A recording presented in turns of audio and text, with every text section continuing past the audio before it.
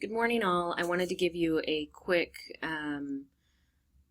how-to, I guess, on your Module 8 reflection. Even though we covered it in the Hangout week before last, I want to make sure that we're all clear on what the expectations are.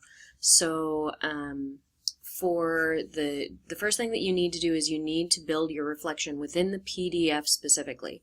So if you go to the modules, there's two links. One is to just go directly to the PDF and download it, or you can, I have changed this link.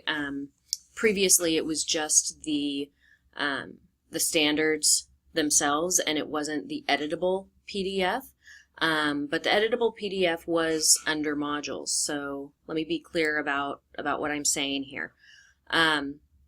If you were to go to modules and go to 8, this link right here is the reflection, the editable reflection that you are to use. So Module 8 Reflection Form is the title of it, INA Cole Standards Module 8 Reflection Form.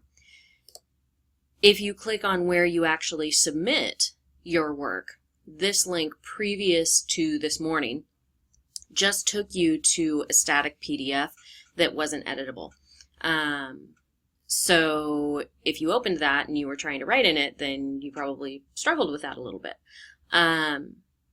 Okay, so in the editable format, you rate yourself on each of the sub-standards for each larger standard, and I believe there's, well, it's A through K. And then after each standard, you're going to address your strengths and weaknesses based on that particular standard, specifically referencing the different elements of it. So, for instance, if I go ahead and I open this up, I will show you. So you scroll, you read all of this thoroughly over and over and over again, and you memorize it, right? And then when you get to Standard A, you've got the teacher knowledge and understanding and teacher abilities. You then will rate yourself in some fashion for each of these. And let's say you give yourself, 2s and 3s, but one of them you actually give yourself a 4 for, okay? We're going to assume I did those two as well. So when I come down here, it asks me to write this personalized reflection. So I'm going to give you a couple sentence stems to write this and make it as efficient for yourself as possible.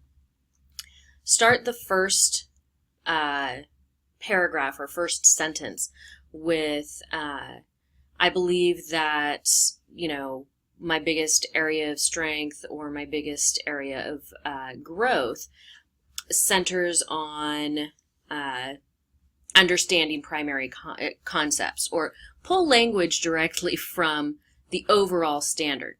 So you're going to want to start with some 1 or 2 sentences of overall reflection about this particular standard.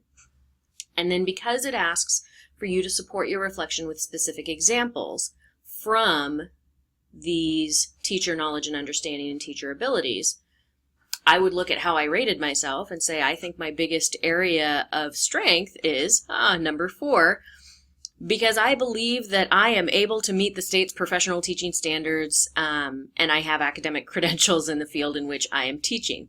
Now, I don't know if that's a huge strength, but maybe it is, and if that's where you're going to be able to say, yes, at least I know that I'm credentialed in what I'm teaching, then great, put that down. So the area I believe I have the greatest strength is my ability to plunk that, right? And then because blah, blah, blah, blah, blah. Then you say, I believe my biggest area for growth is knowing and understanding the current best practices because blah, blah, blah, blah, blah. So really you don't need more than, say, 2 sentences for your overall reflection and 1 or 2 for your strengths, 1 or 2 for your areas of growth. So you're looking at somewhere around 6 sentences for each standard.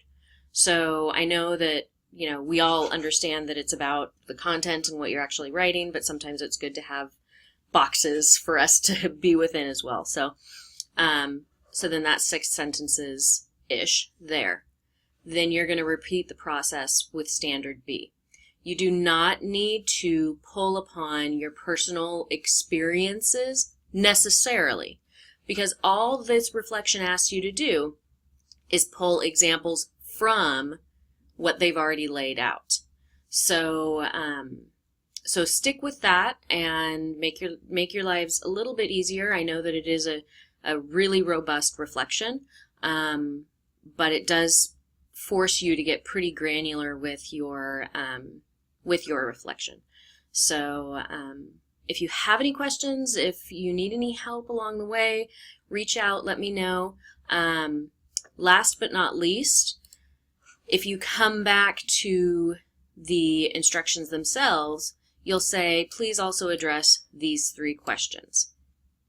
If you want an example of what could be done and what a probably above average response in here is, take a look at Kyle's, because he and I had a very lengthy conversation about this. Take a look at his PDF, and the one thing that Kyle still is going to do is answer these 3 questions.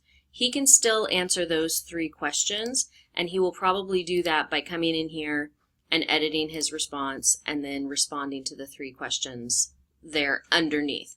That's perfectly acceptable. There's no space within the PDF to explicitly respond to those 3 questions. So do the PDF, be as concise as possible. Don't hurt yourself over it. And then once you have posted it, go ahead and also respond to the additional 3 questions. And I think that's it. Another question that popped up is, how am I supposed to resubmit the PDF? You can load it into Drive, make it public, and do it that way, or whatever's going to work best for you. So, yeah, if you have any questions about any of it, please let me know, and I'll talk to you soon. Thanks. Bye.